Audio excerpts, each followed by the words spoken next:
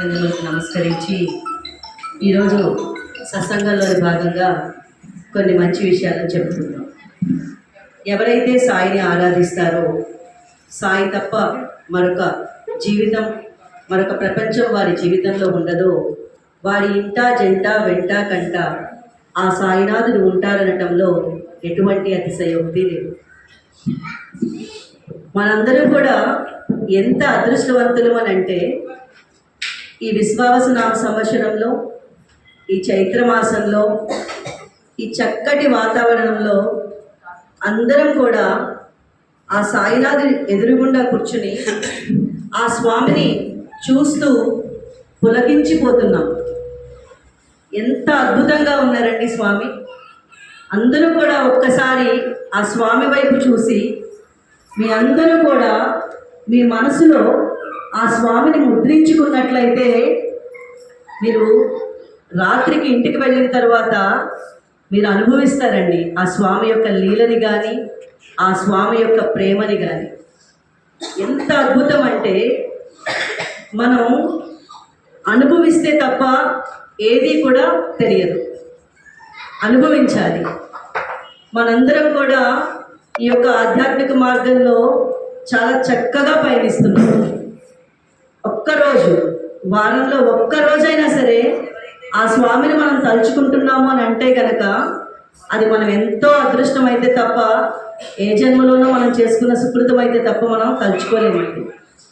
స్వామిని మనం ఎలా ప్రేమించాలి, స్వామిని మనం ఎలా తలుచుకోవాలి, తలుచుకుంటే ఎలా ఉంటుంది, అది ఎవరైనా సరే, సాయినాథుడైనా, శ్రీ మహావిష్ణువైనా, శివుడైనా, లలితమ్మైనా, ఆంజనేయ స్వామి అయినా, మీరు ఎవరిని ప్రేమిస్తే వారిని మీరు ఒక్కసారి తలుచుకోవాలి, తలుచుకోవాలి, తలుచుకోవాలి.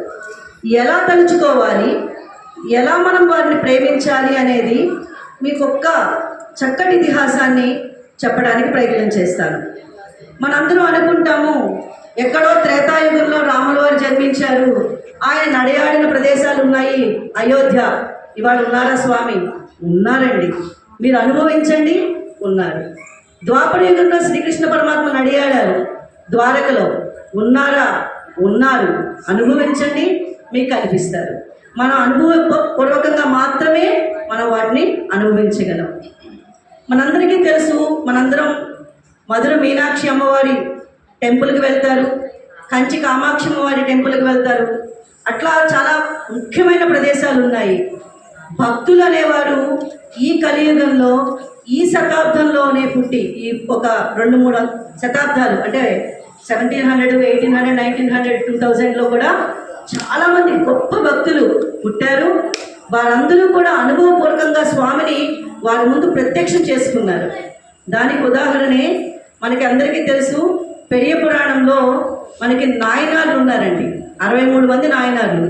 వీళ్ళందరూ కూడా శివ మహాభక్తులు. వారందరూ ఎట్లా ప్రేమించారు అంటే, స్వామి భూమి మీద నడియాడారు, శివుడు మన ముందే ఉన్నారు అనుకుని ప్రేమించారు. వారిలో ఐక్యమైపోయారు. అలాంటి వారిలో పూసల నాయనారు ఆయన గురించి చెప్పడానికి ప్రయత్నం చేస్తాను. కాంచీపురం వెళ్ళినప్పుడు అందరూ కూడా కంచి క్షేత్రాన్ని చూస్తారు, కంచి కామాక్షమ్మ వారిని చూస్తారు. ఆ ఊరిలోనే మీకు కైలాసనాథ్ అని చెప్పనేసి ఇంకొక మహా టెంపుల్ ఉందండి. ఈసారి ఎప్పుడైనా సరే వెళ్ళినప్పుడు అడిగి ప్రయత్నం చేసి ఆ గుడిని కూడా దర్శనం చేసుకోవడానికి ప్రయత్నించండి. ఈ తొండమాన్ చక్రవర్తుల్లో కొండనార్ అని చెప్పనేసి, కొడైనాల్ అని చెప్పనేసి ఒక చక్రవర్తి, ఆయన కూడా శివుడి యొక్క మహాభక్తుడు.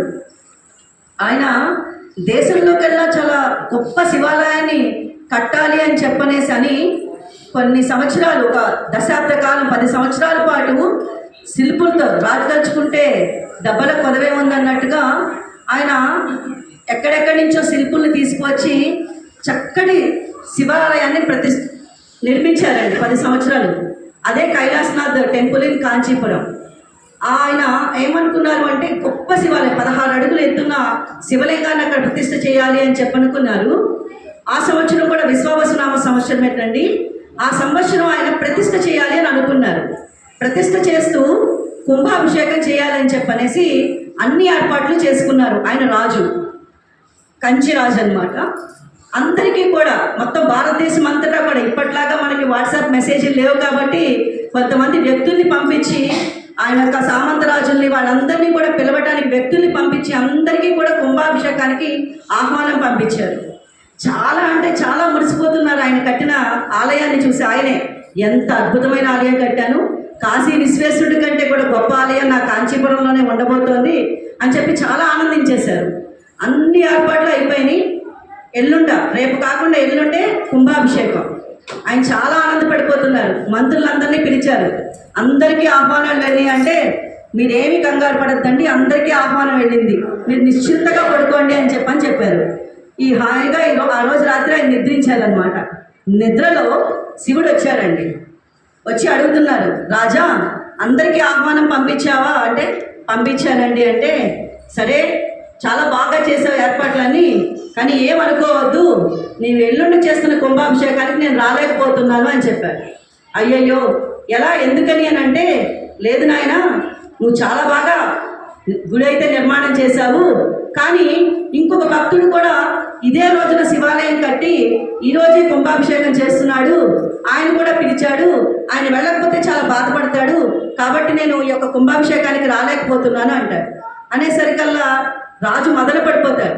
అయ్యా ఈ దేశంలో కల్లా గొప్ప శివాలయాన్ని నేనే నిర్మించాను కదా, ఈ శివాలయానికి శివుడు రాలేకపోవటం ఏంటి, తప్పు జరిగింది ఎక్కడో ఏదో, నన్ను క్షమించండి, మీరు ఎట్టి పరిస్థితుల్లో రావాల్సిందే అంటే శివుడు అంటాడు, లేదు ఆయన పిలిచాడు, నేను తప్పదు, కావాలంటే నువ్వు ముహూర్తం మార్చుకో అని చెప్పనేసి చెప్తాడు. తెల్లారిపోయింది. చూసేసరికల్లా ఆ అనుభూతి పొందారు. ఆయన యొక్క సామంతరాజుల్ని వాళ్ళందరినీ కూడా పిలవడానికి వ్యక్తుల్ని పంపించి అందరికీ కూడా కుంభాభిషేకానికి ఆహ్వానం పంపించారు. చాలా అంటే చాలా మురిసిపోతున్నారు ఆయన కట్టిన ఆలయాన్ని చూసి. ఆయనే ఎంత అద్భుతమైన ఆలయం కట్టాను, కాశీ విశ్వేశ్వరుడి కంటే కూడా గొప్ప ఆలయం నా కాంచీపురంలోనే ఉండబోతోంది అని చెప్పి చాలా ఆనందించేశారు. అన్ని ఏర్పాట్లు అయిపోయినాయి. రేపు కాకుండా ఎల్లుండే కుంభాభిషేకం. ఆయన చాలా ఆనందపడిపోతున్నారు. మంత్రులందరినీ పిలిచారు. అందరికీ ఆహ్వానాలు వెళ్ళి అంటే మీరేమి కంగారు పడద్దండి, అందరికీ ఆహ్వానం వెళ్ళింది, మీరు నిశ్చింతగా పడుకోండి అని చెప్పారు. ఈ హాయిగా ఆ రోజు రాత్రి ఆయన నిద్రించారనమాట. నిద్రలో శివుడు వచ్చారండి. వచ్చి అడుగుతున్నారు, రాజా అందరికీ ఆహ్వానం పంపించావా అంటే పంపించానండి. అంటే సరే చాలా బాగా చేసావు ఏర్పాట్లన్నీ, కానీ ఏమనుకోవద్దు, నీవు ఎల్లుండి చేస్తున్న కుంభాభిషేకానికి నేను రాలేకపోతున్నాను అని చెప్పారు. అయ్యయ్యో ఎలా, ఎందుకని అని అంటే లేదు నాయన, నువ్వు చాలా బాగా గుడి అయితే నిర్మాణం చేశావు, కానీ ఇంకొక భక్తుడు కూడా ఇదే రోజున శివాలయం కట్టి ఈరోజే కుంభాభిషేకం చేస్తున్నాడు, ఆయన కూడా పిలిచాడు, ఆయన వెళ్ళకపోతే చాలా బాధపడతాడు, కాబట్టి నేను ఈ యొక్క కుంభాభిషేకానికి రాలేకపోతున్నాను అంటాడు. అనేసరికల్లా రాజు మొదలు పడిపోతాడు. అయ్యా ఈ దేశంలో కల్లా గొప్ప శివాలయాన్ని నేనే నిర్మించాను కదా, ఈ శివాలయానికి శివుడు రాలేకపోవటం ఏంటి, తప్పు జరిగింది ఎక్కడో ఏదో, నన్ను క్షమించండి, మీరు ఎట్టి పరిస్థితుల్లో రావాల్సిందే అంటే శివుడు అంటాడు, లేదు ఆయన పిలిచాడు, నేను తప్పదు, కావాలంటే నువ్వు ముహూర్తం మార్చుకో అని చెప్పనేసి చెప్తాడు. తెల్లారిపోయింది. చూసేసరికల్లా ఆ అనుభూతి పొందారు. స్వామి వచ్చారు, నిజంగానే ఇది కల కాదు, నిజమే, స్వామి వచ్చారు చెప్పారు. కాబట్టి అసలు ఎవరున్నారు ఈ భక్తులు నాకంటే గొప్పగా గుడి కట్టినాయని చెప్పనేసి బ్రతకాలని చెప్పనేసి మంత్రులందరినీ పిలిచి సమావేశం చేసి రేపటి యొక్క కుంభాభిషేకాన్ని ఆపండి అని చెప్పనేసి ఆ వర్తమానం అందరికీ పంపించండి, నాకంటే గొప్పగా ఇంకొకరు కట్టారు, ఆయన ఎవరు అని చెప్పనేసి కనుక్కుంటే నిద్రలో ఆయన చెప్పారు, పూసలారు అని చెప్పనేసి, పూసలారనే నాయనారయ్య అని చెప్పారనమాట. ఆయన కోసం వెతికించడం మొదలుపెట్టారు. ఈ కాంచీపురానికి ఒక 200 కిలోమీటర్ల దూరంలోనే ఈ పూసలార్ నాయన అనే బ్రాహ్మణుడు పుట్టారటండి.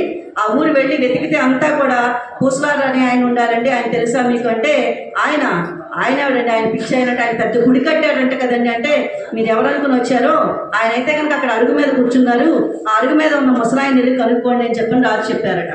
రాజు ఆ మంత్రులు సైన్యం గుర్రాలు ఏనుగులతో సహా వచ్చారు. ఏంటంటే ఇక్కడ ఎల్లుండి కుంభాభిషేకం జరగబోతుంది కదా, అది చూద్దామనుకుని ఆయన మంది మార్బలంతో వచ్చారు.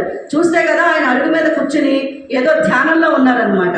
వెళ్ళి అక్కడ అడుగుతున్నారు, నాయనా ఎవరు నువ్వు అంటే నీ పేరు పూసలారేనా అంటే అవునండి అన్నాడు. మరి నువ్వేదో పెద్ద గుడి కట్టావని చెప్పనేసి నాకు శివుడే వచ్చి చెప్పారు. ఏంటనంటే అవునండి, చాలా పెద్ద గుడి కట్టాను, ఆ గుడికి ఎల్లుండే కుంభాభిషేకం, నేను కైలాసానికి వెళ్ళి శివుని పిలిచొచ్చాను, ఆయన వస్తానని చెప్పారు, కాబట్టి ఎల్లుండి కుంభాభిషేకానికి మీరు అనుకోకుండా వచ్చిన అతిథి మాకు, మీరు కూడా ఉండండి అని అంటే, ఎక్కడుంది నాయన నీ గుడి అని అంటే, నా గుడి ఎక్కడుంది అని అంటే కనుక నా మనసులోనే ఉంది అని చెప్పారంట. ఎందుకని ఉంది ఇక్కడ అంటే ఆయన అన్నారట, 30 సంవత్సరాల క్రితమే నేను గుడి కడదాం అనుకున్నాను, ఈ ఊర్లో వాళ్ళందరి దగ్గరికి వెళ్ళాను, అందరినీ కూడా ద్రవ్యం అడిగాను, ఎవ్వరూ కూడా నాకు 1 రూపాయి ఇవ్వలేదు, ఈ పిచ్చోడేంటి గుడి కడతాడు అని చెప్పనేసి అప్పుడే అనుకున్నాను, ఈ భారతదేశంలోకి వెళ్ళి అత్యద్భుతమైన దేవాలయాన్ని నిర్మించాలి అని చెప్పనేసి ఆ రోజే మొదలు పెట్టాను. ఎక్కడెక్కడ శిల్పులు ఉన్నారో వాళ్ళందరినీ నా ధ్యానంతో ఆవాహనం చేశాను. నా గుడి లోపల ఉన్న ఈ యొక్క నా హృదయంలో ఉన్న ఈ కైలాసం ఏదైతే ఉందో, కైలాసంలో నిర్మించినంత శివాలయాన్ని కట్టాను. అలాగే ఎక్కడెక్కడి నుంచో రాళ్ళని తీసుకొచ్చాను, అవన్నీ కూడా మోయించుకొచ్చాను, అది కూడా నా హృదయ మందిరంలోనే ఉంది. అలాంటి గుడికి ఎల్లుండే కుంభాభిషేకం, శివుడు వస్తున్నారు, కాబట్టి మీరందరూ కూడా ఇక్కడే ఉండండి అని చెప్పేసరికల్లా రాజు ఆ పూసలార నాయన మీద కాళ్ళ మీద పడిపోయి, నాయన క్షమించు, నేనే గొప్ప భక్తుడిని అనుకున్నాను, కాదు కాదు, నీ గుడి స్వామి నిర్మించమని చెప్పనేసి నన్ను ఇక్కడ పంపించినట్టున్నారు, కాబట్టి ఈ ఎల్లుండే ఏదైతే ఈ యొక్క కుంభాభిషేకం ఉందో ఇది మన గుడిలో మీరు అనుకున్నట్టుగా వచ్చిందో లేదో ఒక్కసారి చూసి అవును అనుకుంటే అప్పుడు చేద్దాము, లేకపోతే ఇదే సంవత్సరం వచ్చే సంవత్సరం ఇదే రోజుకల్లా మీరు అనుకున్నట్టుగా ఈ యొక్క గుడి నిర్మాణం చేసి మీకు అప్పచెప్తానని చెప్పనేసి పూసలారిని ఈ కంచికి తీసుకువచ్చి ఈయన కట్టిన కైలాసనాథ్ ఈ యొక్క గుడిలోనే ఒక చక్కటి గుడిని ఆయన అనుకున్న రీతిగా ఇంకా రాళ్ళు అన్ని కూడా తెప్పించి ఆయన అనుకున్నట్టుగా నిర్మాణం చేసి ఆ యొక్క స్వామిని ప్రతిష్ఠ చేయడం జరిగిందట అండి. చూడండి, అక్కడి నుంచి పడిపోయింది అక్కడ దంటకి. అలాగా స్వామి నిర్మాణం చేసిన తర్వాత అక్కడ ఒక గుహ కట్టారు. ఆ గుహ ఎలాంటి గుహ అంటే, ఎవరైనా ప్రయత్నం చేయండి, ఆ చిన్న గర్భగుడిలో ఒక పంతులు గారు నడితే చూపిస్తారట ఒక ద్వారము, ఆ గుహలో నుంచి కనుక బయటకు వచ్చిన వారు ఎవరైనా సరే మళ్ళీ తల్లి గర్భంలోకి వెళ్లకుండా ఉంటారు అని చెప్పనేసి చెప్పడం జరిగిందటండి. ఆ కుంభాభిషేకం మళ్ళీ మరునాడు సంవత్సరంలో, అదే విశ్వావసన సంవత్సరం అయిపోయిన తర్వాత వచ్చిన ఉగాది రోజున ఆ యొక్క కుంభాభిషేకం చేసి స్వామివారు ఆ యొక్క శివలింగాన్ని ప్రతిష్ఠ చేయడం జరిగిందండి. అప్పటి నుంచి కూడా పూసలారు ఆయన యొక్క జన్మ ధన్యమైపోయేంత వరకు కూడా, ఆయన కాలం చెల్లించేంత వరకు కూడా అక్కడే ఉండి స్వామి సేవ చేసుకోవడం జరిగింది. కాబట్టి ఎలాంటి అనుభవంతో మనం స్వామిని పిలుస్తామో అలా స్వామి వచ్చి కూర్చుంటారు. ఎవరికైతే స్వామిని వారి ఇంటికి ఆహ్వానిస్తారో ఆ రోజే ఆయన రావటం జరుగుతుంది. కాబట్టి మీరందరూ కూడా మీ హృదయంలో స్వామిని ప్రతిష్ఠించుకుని ప్రేమించి మీరు ఏదైతే చేద్దామనుకున్నారో అది చేస్తే స్వామి నిర్విఘ్నంగా, మనం చేయలేకపోయినా ఎవరినైనా మన ఇంటికి పంపించైనా సరే అది చేసి తీరుతారు అని చెప్పనేసి సభాముఖంగా తెలియజేసి ఈరోజు సత్సంగాన్ని ముగిస్తున్నాను.